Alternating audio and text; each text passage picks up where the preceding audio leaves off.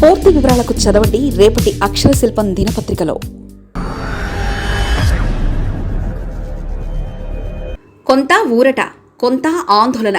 Visakha steel plant విషయంలో private పరం కాదని ఆనందం.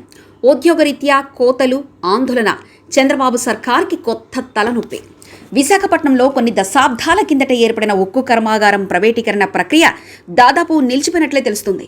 వైసీపీ హయాంలో మొగ్గతొడిగిన ఈ ప్రతిపాదనను అడ్డుకునేందుకు అప్పటి సీఎం జగన్ ఏదో మొక్కుబడిగా వ్యవహరించారన్న విమర్శలొచ్చాయి. దీంతో విశాఖ ఉక్కు వ్యవహారం రాజకీయ దుమారం దిశగా అడుగులు వేసింది. మరోవైపు 1350 రోజులుగా ఇక్కడి కార్మికులు ధర్నాలు, నిరసనలు చేస్తూ ఉక్కు ఫ్యాక్టరీని ప్రైవేట్ పరం చేయొద్దని డిమాండ్ చేస్తున్నారు. ఈ పరిణామాలు సాగుతున్న క్రమంలో హైకోర్టులో పలు పిటిషన్లు కూడా పడ్డాయి. ప్రస్తుతం అవి విచారణ దశలో ఉన్నాయి. ఈ నేపథ్యంలో ఉక్కు పరిశ్రమను యథాతథ స్థితిలో కొనసాగిస్తున్నారు.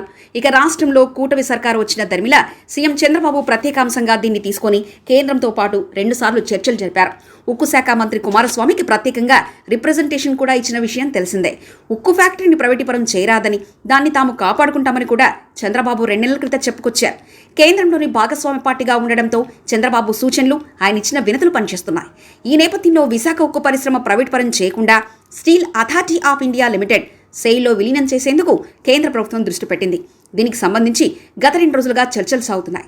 ఈ విషయాన్ని ఏపీకి చెందిన కేంద్ర మంత్రి శ్రీనివాస్ వర్మ కూడా నిర్ధారించారు.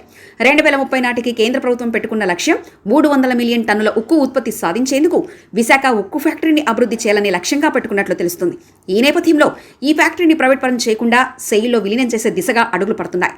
మొత్తానికి ఈ పరిణామం కార్మికులకు ఊరటనిస్తుందని చెప్పాలి. అటు విశాఖ స్టీల్ ప్లాంట్లో 4000 మంది కాంట్రాక్టు కార్మికులను తొలగించారు.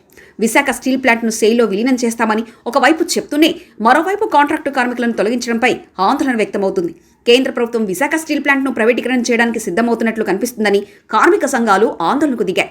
అయితే ఉత్పత్తి తగ్గిపోయినందున కార్మికుల సంఖ్యను తగ్గిస్తున్నామని చెప్తున్న యాజమాన్యం ప్రైవేటీకరణ దిశగా ప్రయత్నాలు చేస్తుందని కార్మిక సంఘాలు ఆరోపిస్తున్నాయి.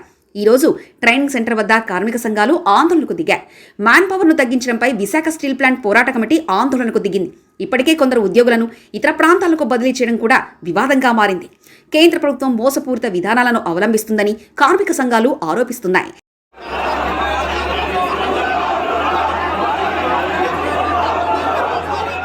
విశాఖ స్టీల్ ప్లాంట్ను ప్రైవేటీకరణ దిశగా ప్రయత్నాలు జరుగుతున్నట్లుగా ఆ పరిణామాలను బట్టి అర్థమవుతుందని కార్మిక సంఘాలు తెలిపాయి. రాష్ట్ర ప్రభుత్వం ఒకలా, కేంద్ర ప్రభుత్వం వ్యవహార శైలి మరొకలా ఉందంటూ కార్మిక సంఘాలు ఆరోపిస్తున్నాయి.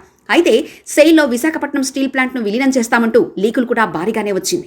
కానీ కొందరు ఉద్యోగులను వేరే ప్రాంతాలకు బదిలీ చేయడంతో పాటు కాంట్రాక్టు కార్మికులను 4000 మందిని తొలగించడంపై కార్మిక సంఘాలు అభ్యంతరం వ్యక్తం చేస్తున్నాయి. విశాఖ స్టీల్ ప్లాంట్ను ప్రైవేటీకరణ దిశగానే కేంద్ర ప్రభుత్వం చర్యలున్నట్లు తమకు అర్థమవుతుందంటూ కార్మిక సంఘాలు ఆగ్రహం వ్యక్తం చేస్తున్నాయి. అదే గనక జరిగితే తాము ఊరుకునేది లేదని హెచ్చరిస్తున్నాయి. ఉద్యమాన్ని రాష్ట్ర వ్యాప్తంగా ఉధృతం చేస్తాయని చెప్తున్నాయి. ఈ నేపథ్యంలోనే విశాఖ స్టీల్ ప్లాంట్ వద్ద కొద్దిసేపటి క్రితం కార్మిక సంఘాలు ఆందోళనకు దిగడంతో పోలీసులు భారీ బందోబస్తు ఏర్పాటు చేశారు. ఎలాంటి అవాంఛనీయ సంఘటనలు జరగకుండా చర్యలు తీసుకుంటున్నారు. పూర్తి వివరాలకు చదవండి రేపటి అక్షర శిల్పం దినపత్రికలో. మరిన్ని కథనాల కోసం సబ్స్క్రైబ్ చేసుకోండి మీ అక్షర శిల్పం.